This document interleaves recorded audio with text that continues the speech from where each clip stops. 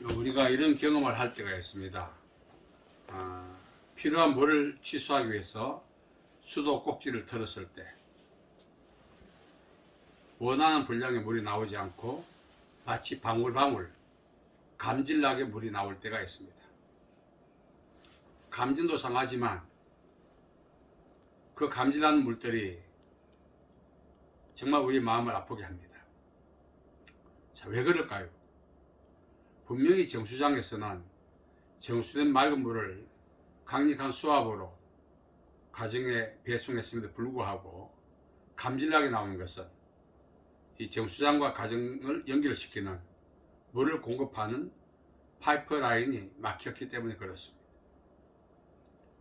이 감질나는 것을 청산하고 원하는 분량의 물을 취소하려면 정수장과 가정에 연결되어 있는 그 막혀있는 파이프라인의 이물질을 제거해야 하는 것입니다. 그뿐만 아닙니다.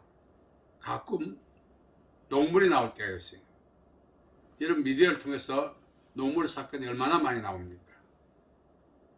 분명히 맑고 깨끗한 물을 정수해서 보냈음에도 불구하고 녹물이 나온 것은 역시 그렇습니다. 정수장과 가정 사이를 연결시키는 물을 배송하는 파이프라인이 부식했기 때문에 그렇습니다. 그렇다면 이 녹물을 방지하는 방법은 무엇입니까? 그 부식된 파이프라인을 교체해 주는 것입니다.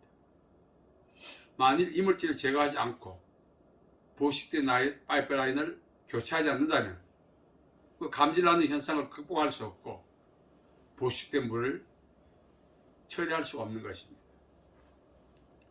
이 말씀을 드리는 이유는 원인을 처리하지 않으면 우리가 경험하는 고통과 아픔의 그 현상을 우리가 청소할 수가 없다는 것입니다. 그래서 원인을 처리해야 상황도 종료화되는 것입니다. 하나님의 은혜 마찬가지입니다. 하나님의 은혜는 우리가 한량없다고 표현하지 않습니까? 그 한량없는 은혜가 왜 우리에게 미치지 못할까요?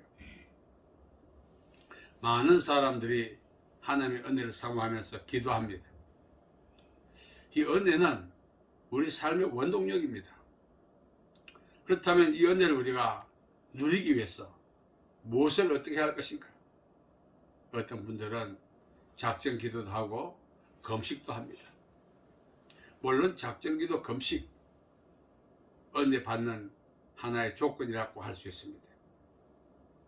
중요한 사실은 은혜에 대한 갈증이 타의 추종을 불허한다 할지라도 그 자체가 은혜를 보장하는 것이 아닙니다. 제 주변에 걸핏하면 금식하는 분이 많습니다. 저도 상당 기간을 금식했습니다. 중요한 사실은 그 금식이 은혜의 수단이 되지 안 된다는 사실입니다. 한량없는 은혜, 우리와 가족과 자녀와 가문에 미치게 하는 방법은 무엇일까? 은혜의 통로가 막혀있지 않아야 합니다. 은혜의 통로가 보식되지 않아야 흔히 우리가 한량없다 한 그 하나님의 은혜가 우리에게 그렇게 미치게 되는 것입니다. 많은 분들이 은혜를 사모합니다. 많은 분들이 은혜의 갈증을 느끼고 있습니다. 그래서 너나 할 것 없이 금식하고 기도하고 어쩌면 은혜에 미쳐있다 해도 과언이 아닙니다. 그럼에도 불구하고 수도꼭지에 감질나게 물이 나오듯이 때로는 녹물이 나오듯이 그러한 현상이 영적 세계도 빈번하게 일어난다는 거죠. 자, 그렇다면 그러한 현상이 왜 일어날까 말씀드리지 않습니까? 은혜의 통로가 막혀 있거나 은혜의 통로가 부식되어 있거나. 그래서 이 막혀있는 은혜의 통로의 이물질을 처리하지 않고 부식된 은혜의 통로를 교체하지 않는 한 타의 추종을 불허하는 은혜에 대한 갈증의 지수가 높다 할지라도 금식한다 할지라도 그 은혜는 누릴 수가 없다는 사실입니다. 하나님의 은혜는 한량 없습니다. 물론 정수장에 우리 가보면은 그 맑고 깨끗한 투명한 물을 엄청난 양의 물을 보유하고 있습니다. 그 물을 가정에 배송하는 거죠. 그 물이 왜 미치지 못할까? 그래서 이물질을 제거하고 보식된 관을 교체하는 것이 마음의 소원을 풀듯이 원하는 분량의 물을 취소할 수가 있다는 거죠. 은혜 역시 마찬가지입니다. 저도 은혜 받기 위해서 수많은 시간을 금식을 했습니다. 중요한 사실은 금식이 은혜 받는 수단이 되면 안 된다는 겁니다. 금식하지 않아도 은혜 받고 사는 사람 많아요. 왜 그럴까요? 은혜의 통로가 막혀있지 않기 때문에 그렇습니다. 은혜의 통로가 보식되지 않기 때문에 그렇습니다. 아무리 금식하고 아무리 많은 세월 갈증을 느끼며 은혜를 사모한다 할지라도 은혜의 통로를 막고 있는 영적 이물질을 처리하지 않고 부식된 은혜의 통로를 교체하지 않는다면 그 금식과 갈증은 한마디로 세월을 죽이는 꼴이 되는 것입니다. 자, 우리가 살아가면서 이런 현상을 많이 경험합니다. 어느 특별한 장소에 은혜 받으러 갔습니다. 어떤 분들 은혜 받고 그 감격해서 눈물을 흘리면서 정말 외양간에 송아지가 뛰듯이 기뻐합니다. 그런데 어떤 경우 우리 자신이 냉랭할 때가 있지 않습니까? 그래서 은혜 받고 감격하여 눈물을 흘리면서 송아지가 뛰는 사람을 부러워할 때가 있지 않습니까? 왜 동일한 장소에서 하나님이 시하신 은혜가 그런 현상을 나타나게 했을까요? 은혜의 통로가 막혔거나 보식되어서 그렇습니다. 많은 분들이 하나님 인간차별을 한다고 말합니다. 왜 저분에게는 기뻐 뛰면서 감격의 눈물을 흘리게 하시면서 나에게는 그런 은혜를 주지 않을까? 하나님은 비를 내리실 때 의인과 악인에게 다 똑같이 내리십니다. 햇빛을 주실 때도 의인과 악인에게 동일하게 주십니다. 햇빛과 비를 내리시면서 악인은 제외하지 않습니다. 하나님은 공평하신 분이십니다. 은혜를 사모하는 사람이 모인 그 자리에 하나님이 동석하셔서 동일한 은혜를 주시는 것입니다. 그럼에도 불구하고 나는 왜 감격이 없고 나는 왜 기쁨이 없을까? 하나님의 은혜가 내게 미치지 못하게 만드는 어떤 상황이 있기 때문에 그렇습니다. 우리가 이제 병들었을 때 몸에 굳은 살이 있다면 거기에 주사 바늘이 들어가지 않습니다. 그렇다면 그 주사를 맞아야만 살 수 있다면 굳은 살을 제거해서라도 주사를 맞아야 하는 것입니다. 그 굳은 살이 무엇일까요? 은혜의 통로를 가로막고 있는 영적 이물질, 더 나아가서 은혜의 통로를 보식시키는 어떤 원인이라 할 수가 있다는 사실. 그래서 우리는 깨달아야 합니다. 기도하면 은혜 주신다. 사모하면 주신다. 물론 성경이 그렇게 말하고 있습니다. 그럼에도 불구하고 왜 우리는 은혜 생활을 못할까? 오늘 본문 말씀에 보면은 은혜의 통로를 막고 있는 어떤 것이 있다고 이야기합니다. 마치 파이프를 막고 있는 영적 이물질, 은혜를 변형시키는 부식된 파이프, 생명을 유지할 수 있는 주사액이 들어오지 못하게 밀어내는 그러한 굳은 살 같은 것들이 우리에게 있는 것입니다. 우리는 좀 지혜롭게 처신해야 합니다. 은혜 받으려면 기도도 해야 해요. 사모해야 돼요. 그와 더불어 하나님의 은혜가 우리 자신을 관통하지 못하게 만드는 영적 이물질, 하나님의 은혜가 고유하게 순수하게 우리에게 관통하지 못하게 변형시키는 그런 부식된 은혜의 통로를 우리는 갱신하고 새롭게 해야 될 의무가 있는 것입니다. 이걸 무시하고 금식하고 기도하고 철학하고 작정기도 하고 우리는 우리의 방법이 하나님의 은혜를 받는 것으로 착각합니다. 하나님 나 금식하니까 은혜 주셔야 합니다. 흥정합니다. 하나님 나 철학하니까 은혜 주셔야 합니다. 거래할 때가 얼마나 많습니까? 하나님께서는 한량하는 은혜를 오늘 또 우리에게 주고 계신 것입니다. 그 은혜가 천대까지 머물게 하려면 그 은혜를 받고자 하는 당사자가 하나님 앞에 투명해야 하는 것입니다. 우리는 기도하기 전에 하나님의 응답을 받기에 장애물이 없는가? 하나님의 은혜를 변형시키는 부식된 것이 없는가? 돌아볼 필요가 있다는 것입니다. 무조건 무릎 꿇고 마치 환자가 의사에게 병을 고쳐달라고 애원하듯이 우리는 애원보다 깨끗한 영적 은혜 통로를 확보하는 일이 더 중요하다는 사실을 깨닫습니다. 저 오늘까지 오면서 수많은 시간을 기도했습니다. 갈망했습니다. 발견한 것이 무엇입니까? 은혜의 통로는 막힌 상태로 그냥 두고 부식된 관을 교체하자고 그냥 두고 그 사모한다면 어떻게 되겠어요? 오늘 본문 말씀은 하나님께로부터 오는 좋은 것들을 오히려 밀어내는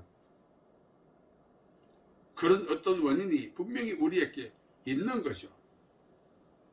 우리 이것을 간과하고 하나님께 예언할 때가 많습니다. 이 예언은 인간과 인간관계 속에 통할지 모르겠지만 영적 세계는 통하지 않습니다. 영적 세계는 어떤 일정한 법칙이 있는 것입니다. 그 법칙이 무엇이죠? 투명해야 한다는 것입니다. 자, 그렇다면 은혜의 통로를 막고 있는 영적 이물질을 어떻게 처리할 것인가? 더 나아가서 이 은혜의 통로 부식된 것을 어떻게 교체할 것인가? 이전에 은혜의 통로에 대한 실체를 알아야 하는 것입니다. 하나님은 어떤 통로를 통해서 우리에게 복을 주실까? 가정에 이제 물을 공급할 때 정수장에서는 파이프를 통해서 물을 공급합니다. 하나님이 우리에게 은혜 주시는 통로는 무엇일까? 겸손한 자에게 은혜를 주신다. 겸손한 은혜의 통로라 합니다. 그럴 수 있어요. 그것은 겸손한 자에게 은혜를 주신다 했습니다. 은혜의 통로는 성경에서 우리가 유추해낼 수가 있습니다. 하나님이 우리에게 은혜 주시는 통로는 무엇일까? 바로 임재입니다. 하나님의 임재. 그 임재가 은혜의 통로인 것입니다. 중요한 사실은 하나님이 임재하셔도 우리 안에 하나님 임재를 거부한 어떤 영적 이물질이 있거나 은혜를 수용하기에 합당하지 않은 부식된 것이 있다면 하나님이 임재하셔서 은혜를 주시더라도 차이가 있습니다. 은혜 받아 감격하며 외양간에 송아지가 뒤뜨는 사람이 있는가 하면 가슴이 냉랭한 사람이 있다는 사실. 그렇다면 하나님의 이 임재를 통해서 주신 은혜를 밀어내는 그 영적 이물질은 무엇일까? 오늘 본 말씀은 죄라고 말합니다. 죄는 하나님의 은혜를 밀어낸다고 했습니다. 그래서 오늘 말씀에 보면은 이 죄를 처리하는 것이 영적 통로를 투명한 방법임을 우리에게 설명하고 있다는 것입니다. 이 영적 이물질을 처리하는 방법은 무엇일까요? 파이프는 이렇게 우리가 작업을 통해서 하지만 영적 이물질을 처리하는 방법은 회개입니다. 하나님께서는 회개할 때 땅을 고친다고 그랬어요. 우리 각자가 하나님 앞에 회개할 것이 있지 않습니까? 저도 사실은 오늘까지 은혜를 삼하고 기도하면서 영적 이물질을 처리하지 않고 부식된 영적 통로는 갱신하지 않고 그냥 무조건 기도만 하고 때를 썼습니다. 어쩌면 억지일 수 있고 죄를 처리하지 않고 하는 기도는 뻔뻔할 수 있습니다. 결국 은혜는 체험하지 못하고 감성적으로 기도했다는 것으로 자위할 때가 많았습니다. 은혜가 임해야 삶의 상황을 돌파하고 삶의 질이 높아지고 운명이 변합니다. 왜 우리가 고만고만한 인생을 살까요? 하나님의 은혜의 깊이에 우리가 침몰하지 못했기 때문에 그렇습니다. 정말 하나님의 은혜를 우리가 깊이 체험한다면 우리의 삶은 오늘에 머무르지 않았을 것입니다. 저도 인정합니다. 왜 내가 오늘 이렇게 머물고 있는가? 지난 시절 은혜의 통로를 투명하지 못하겠다는 사실이죠. 그래서 오늘 에레미야 선지자가 말합니다.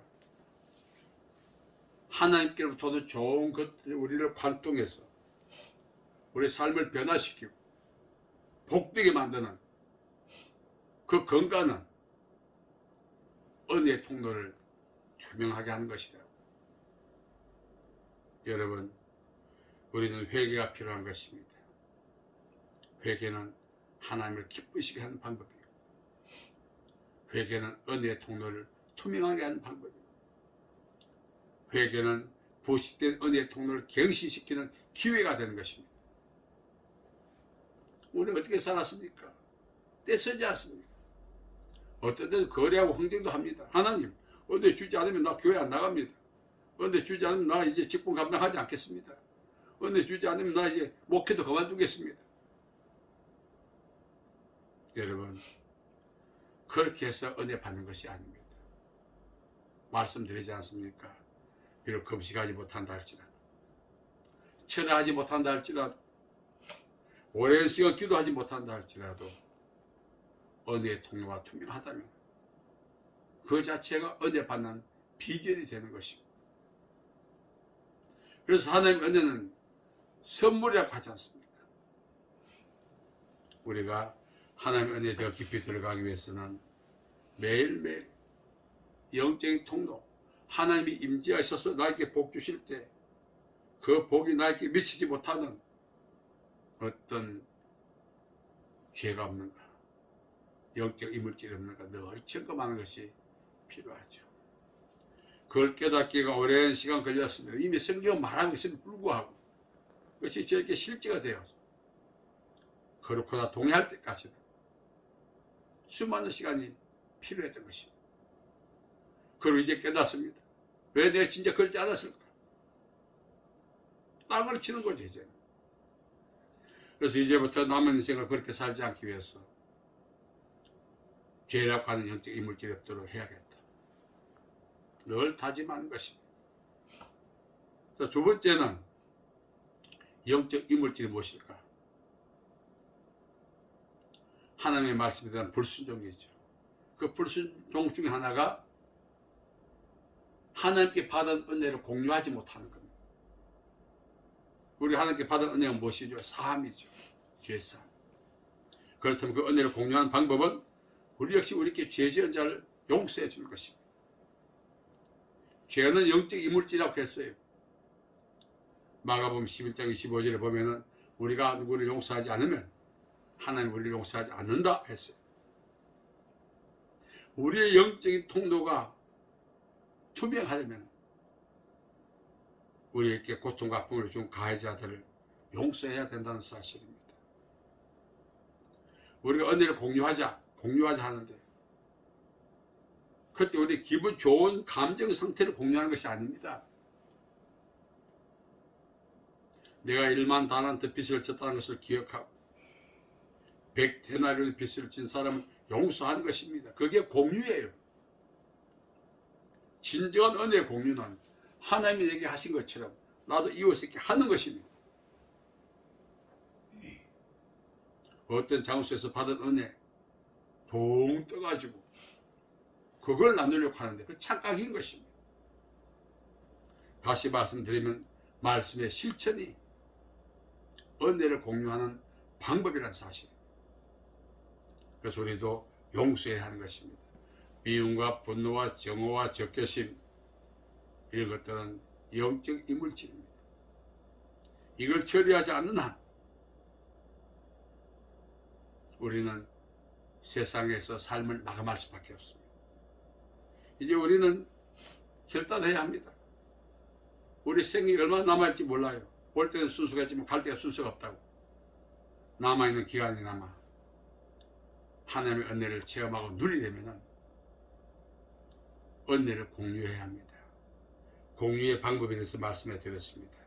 하나님이 내게 하신 것처럼 나도 해주는 거예요. 이것이 저 상당히 힘들었습니다. 오늘까지 이에는 이, 눈에는 눈, 그렇게 살다 보니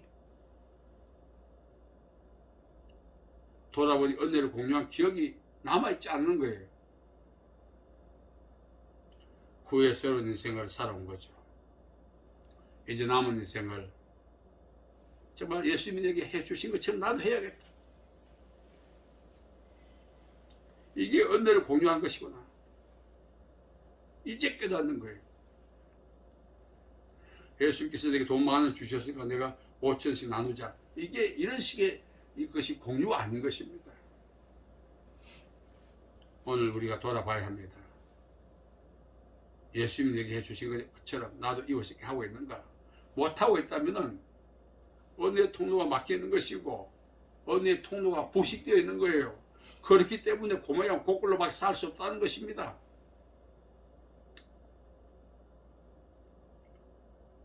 오늘 우리가 살아가면서 인생의 반전의 기회를 기다리고 있지 않습니까? 그날이 올 거로 믿고 있지 않습니까? 그러나 은혜의 통로가 막히고 은혜의 통로가 보식되어 있다면 그날은 우리에게 있어서 신기루와 같습니다. 결코 오지 않습니다. 뜬구름 잤다가 세상을 마감하는 거죠. 이제 남은 인생 하루라도 제대로 은혜 누리고 살기 위해서 철저하게 회개하고 예수님에게 해주신 것처럼 타인에게도 그렇게 해주는 그런 말씀의 실천이 우리에게 있어야 하는 것입니다. 저는 이 말씀을 전하면서 인생을 돌아보니 이 과목에서는 빵점이 왜 그렇게 살았나 이제 와서 후회하들 어떻게 하겠어요? 하루는 미디어에서 어떤 가수가 그렇게 노래하더라고요. 남은 인생 제대로 살아봐야겠다고. 그 가수가 불렀던 노래지만 하나님이 저게 하신 말씀이었습니다. 너 이제라도 남은 인생 제대로 살아. 거기서 저는 답을 얻었습니다. 그렇다. 내가 이제 죽는 날까지 어떤 상황이 온다 할지라도 은혜의 통로가 막히지 않게 해야겠다. 은혜의 통로가 부식되지 않게 해야겠다. 가슴 깊이 찔려옵니다. 여러분, 하나님의 은혜는 한량 없습니다. 우리가 다 알고 있지 않습니까? 그걸 노래 부르지 않습니까? 근데 그 한량없는 은혜가 내게 미치고 있는가 한번 돌아봐야 합니다. 미치지 못하고 있지 않습니까? 마음고생, 몸고생 지금도 하고 있지 않습니까? 이 모든 것들이 은혜의 통로가 막혀버렸습니다. 이제 우리 회개하고 받은 은혜 공유해서 은혜의 통로를 투명하게 함으로 남은 인생 복된 삶을 살아갈 수 있기를 예수님의 이름으로 축복합니다. 살아계신 아버지 하나님, 은혜와 자비와 사랑을 감사합니다. 오늘까지 우리가 살아오면서 고만고만했던 것은 은혜의 통로가 막혀서 그렇습니다. 이제는 은혜의 통로를 투명하게 하고 하나님의 뜻 가운데 살기를 원합니다. 우리의 죄를 용서해 주시고 받은 은혜 공유할 수 있는 삶을 살게 인도하여 주옵소서. 예수님의 이름으로 기도하옵나이다. 아멘.